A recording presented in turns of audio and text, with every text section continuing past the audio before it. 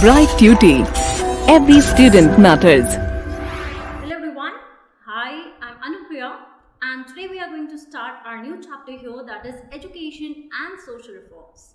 Now students, earlier you might have read about the British rule in our country, right? So in this chapter, that is education and social reforms, we are going to understand that what were the changes, what were the reforms that were brought in the field of education, and also when we are talking about the society, in that terms, what were the changes that were brought down by the British officials in our country while they were ruling. So in this chapter students, in perspective of educational reforms, you are going to understand about a lot of acts, or let's say a lot of changes or lots of policies that were brought about by the British rule in the country. Right? We will also try to understand about the social reformers who also tried to change some things that were already existing in the society. Okay, so let's start the chapter here by a brief introduction. At first, we are going to talk about the educational reforms, then we are going to talk about the social reforms here. So, when we are talking about the Indian education system, what have you read earlier about it? Have you ever thought? How was the education system here? So you might have read in the ancient history that how there was the system of the gurus, right? You might have heard about the Gurukul, right, in ancient India. So when we are talking about the modern India here, we see that the education system was transforming. But how was it transforming? What was the existing system? And what reforms were brought down by the British officials? These are some of the bleak differences that we need to understand here. So when we are talking about the time that is 19th century, now you all might be aware about the 19th century. The timeline here, it means that we are talking about 1801 till the period that is 1900. Okay, so during this period, when we are talking about the Indian education system, we see that it was mostly religious in nature. Now, what do we understand about this stuff? When we are talking about the modern day education, right now, you are learning online. You can also watch, videos on YouTube. You can go to your school and you can ask your teachers all the doubts that you have. You go to a school and you have a perfect curriculum that you are following there, right or not? But when we are talking about the 19th century, the education system here, the Indian education system to be very precise, was much more different. Now, how was it different? It was mostly religious in nature. Religious in nature as in? So, when we are talking about the indigenous system of education, the term indigenous here, it means that we are talking about the system that existed in the country. Okay? So, whenever we are talking about any place, let's say we are talking about different provinces such as the Madras provinces, when we are talking about the Bengal province, when we are talking about the Uttar Pradesh, or let's say at that time it was known as the Awadh province. So, whenever we are talking about all these provinces, we see that the system of education was entirely different. So, it was organized through pathshalas and madrasas. Now, pathshala is a term that you might have heard earlier. Today's schools, we also call it as pathshala, right? So it was earlier known as pathshala, and today we have the school system where you have a perfect uniform, you have a perfect routine that you have to follow in the school, you have teachers who are teaching you, right? As I told that technology has been advancing these days and you can learn online as well, right or not? So there are various tools to which you can increase your education. But was it available in the 19th century? Did people have the option that, okay, they are not understanding what their teachers are saying, so they can go just, on any app and they can switch on to different education online system? Obviously not, right? So here when we are talking about the indigenous education system, it was religious in nature. Madrasas as in, we are talking about the Muslim peoples, Muslim children who were, reading in these madrasas, where they were taught the Islamic education, where they were given the Islamic education. When we are talking about the pathshalas, we are talking about the people, let's say, whenever we are talking about Hindus, we say that they were going to the pathshalas and learning the religious text or different things that they were told to understand in order to understand the Indian culture. So this was somehow, you can see that our education system looked like earlier. okay, in the 19th century. Now here we see that subjects like law, medicine, literature, logic and classical languages like Persian, Sanskrit and Arabic were taught. So whenever we are talking about madrasas, in today's day as well, you can find a lot of madrasas everywhere, all over India, that existed in the 19th century, right or not? So what were the subjects that were taught there? Were they taught English? Were they taught math, science, moral science like us? Somewhat the idea was same there, but subjects, they differed entirely. Now there was not a proper curriculum that they were taught. There were different subjects like law. The students who went to madrasas or pathshalas, they had to learn subjects like law, they had to learn subjects like medicine. Today, if you are looking forward to become a doctor, you have to take physics, chemistry, bio, you have to complete the NEET paper to become an MBBS and all that. But at that time, were these the degrees there? They were given certain basic knowledge that each and every student should be inheriting. So madrasa was a place, or let's say pathshala was a place where students, they went to a particular teacher, there was a particular teacher who taught them these things. So literature, when we are talking about Sanskrit literature, when we are talking about Hindi scriptures, right? So here we also had logic and we had classical languages. Classical languages as in, so when we are talking about the medieval period, everyone knows that the language of the administration was Persian. Sanskrit you already have learned in the ancient period. Arabic, again, ancient and medieval period. So here we see that all these subjects, that is Persian, Sanskrit and Arabic, these subjects they were taught here in the 19th century, earlier, okay? Now, what was changing here? When we are talking about the British rule in our country, we see that there was a network of elementary schools and students who were taught religious passages. Now, please understand that it was in the 18th century, 19th century that we are talking about, and we see that people in our country, they emphasized on religion a lot, and it was happening during the British rule in the country. There were so many elementary schools, basic schools, where we see that students, they were taught the religious passages. For example, you might have heard about Ramayana. You might have heard about Mahabharata. These are the epics that we are talking about. You might have heard about Upanishad. You might have heard about the ancient text, that is Vedas. So students here, they were given some knowledge from all these religious textbooks. Now the upper group of the society alone availed the higher education. At first we are talking about the elementary education, elementary schools. It means that we are talking about the schools at the basic level. But when we are talking about the higher education, we see that only the upper caste, okay, only the upper class groups, they availed this kind of education. Now these included the Christian missionaries, the social reformers and the European mercantile classes. Please understand one point, students, that here you can see the reforms or the changes that are now happening, the transformation that is happening right now. Now what is happening exactly? So when we are talking about the higher education, it was only availed by a certain section of the society. Who were these people? Christian missionaries, as in these were the people, the Europeans who came to India and they were trying to establish Christianity as the main religion here. The social reformers that we are talking about in our country as well, who are trying to bring about or change the social customs that prevailed in the country earlier. The European mercantile classes, it means that we are talking about the traders. We are talking about the traders who are doing trading businesses here in our country, and they were sending the finished products or the raw materials to different areas. The mercantile class as in the business class. Okay. Now, let us try to understand. Now we have understood that what kind of education system prevailed in the 19th century. Let us try to understand that what was the new education system here. So how can you define, how can you understand the new education system here? You need to see, or you need to focus on the features of the new education system that prevailed in order to understand the transformation or the changes or the reforms that were happening. So here we see that there are certain key points that you need to remember. Firstly, the new education system, it was brought about by the British. Now, what was the reason behind it? Why are we talking about this? You see, students, that when we are talking about the British rule in our country, there is one thing that you need to remember. That the Britishers, they always thought themselves as superiors. And they always thought that the colonies that they are ruling in, for example, India was a colony to the British rule.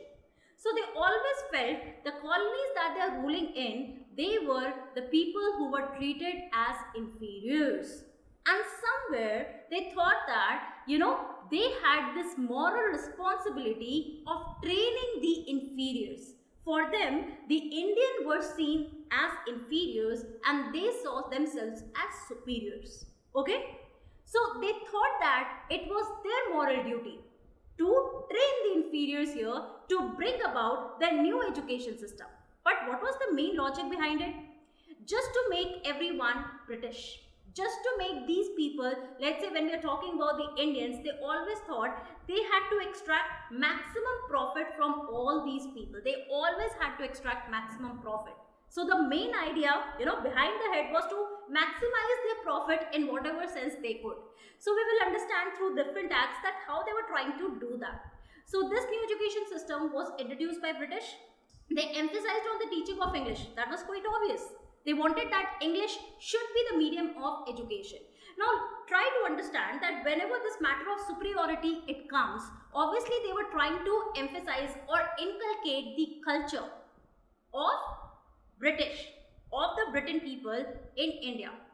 So the main idea was that India is a colony to the British government. Now here we see that all the British Empire, so the Indians, they should be inheriting their culture. So here we see that wherever they were trying to spread, whenever we are talking about the British Empire, not only India, but there were so many Southeast Asian countries that were also under the British rule. Okay? So in all these countries, they wanted to, impose the British culture there. Okay? So they emphasized more on teaching of English or through English medium, and they neglected the study of Indian languages. Why was so? Because they thought that Indians, they were inferiors, and whatever Indian languages or religious thing that they are learning is totally not cool in their sense. So somewhere they were thinking that Indians, they are inferiors and we need to train them. We need to make them superior. Not that much superior, but yet we need to make them superior. Okay? Again, the study of Arabic, Sanskrit, Persian, etc. became the effort of individual people. Somewhere they were trying to, extract, or let's say whenever we are talking about the Indians, they were trying to, take them away from their basic rule. So if you remember, in ancient India, you have learned that Sanskrit was the language. When we are talking about the medieval period, Arabic and Persian became the language. So these were some of the languages that people, they were learning from time immemorial. Now suddenly, people were said that right now you have to understand and learn the English language, and you won't have to read Arabic, Sanskrit, Persian, such languages. Do you think that it was justified to the Indian people who were remembering, or whose education system was entirely religious in nature, that we learned earlier right now? You would obviously say that no ma'am, it's not the correct point here, right? So when we are talking about the new education system, certain features are that it was based on logic and scientific research. Schools, colleges and universities were open to spread the study of English languages.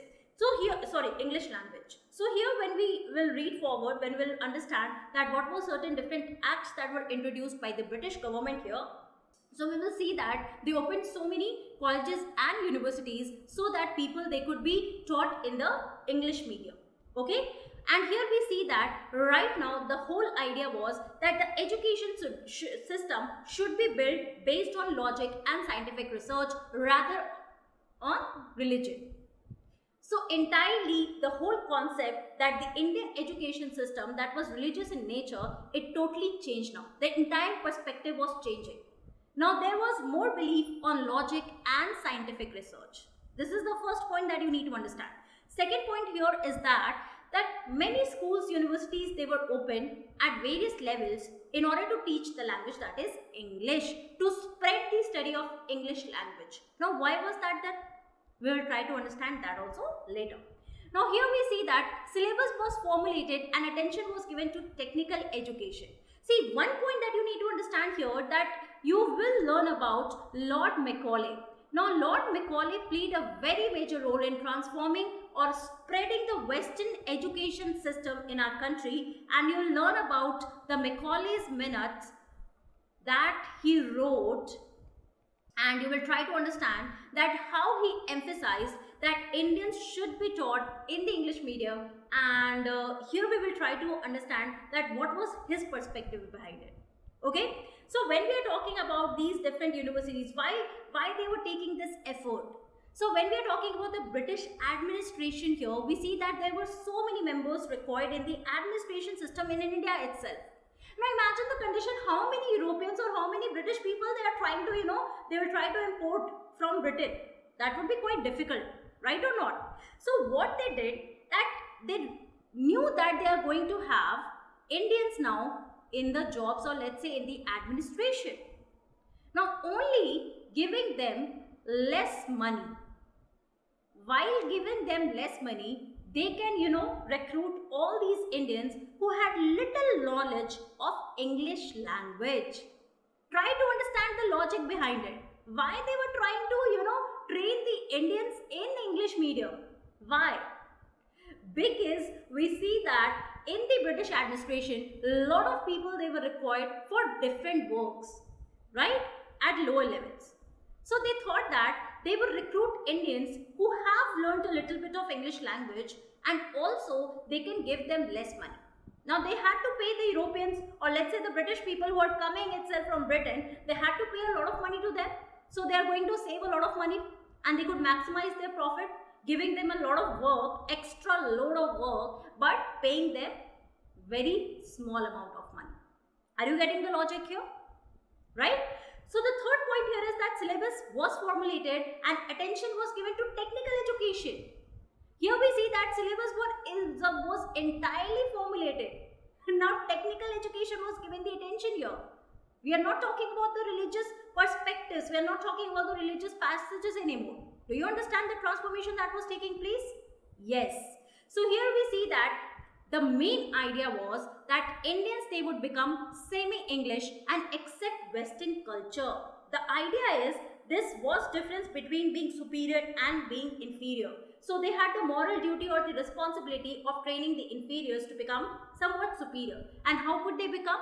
Only if they inculcated Western culture. So this was the main idea, that Indians, they would become semi-English, not fully English, but semi-English, by inculcating or imbibing the Western culture. To aim in reducing the cost incurred on administration that I just told you right now. Wanted the people that they were ruling should speak their language so that they can easily communicate with them. The third idea was that right now they were bringing all these changes in the education system just because they knew that whenever we are talking about the people who are living in India, most of them, they did not know how to speak English. So how are they going to communicate with the peasants, with the landlord, let's say, when we are talking about the villages who are living in small villages who do not know a single word of English, how they are going to communicate with them? So this was a major barrier. The barrier was of communicating. So here we see that if all of these people at lower and the upper levels, they were taught the subject, or let's say the language English, so it would be good enough to communicate with all of them. Again, the last point is attraction towards Christianity. Now here in India, remember that we had mostly religions such as Hindus were there, then we had Muslims, we had some Christians, we had some Buddhists, we had some Jains. So when we are talking about Christianity, you know that whenever we are talking about British Empire, they were the Christians. So all these Christian missionaries, they came to India with one logic, one perspective, that was to spread their religion, to spread Christianity everywhere. So they started converting all the Hindus into Christians. All the other religion people, they were trying, to imbibe to their own culture. But somewhere the Christian missionaries, they had this motive that they are going to spread the religion, that is Christianity.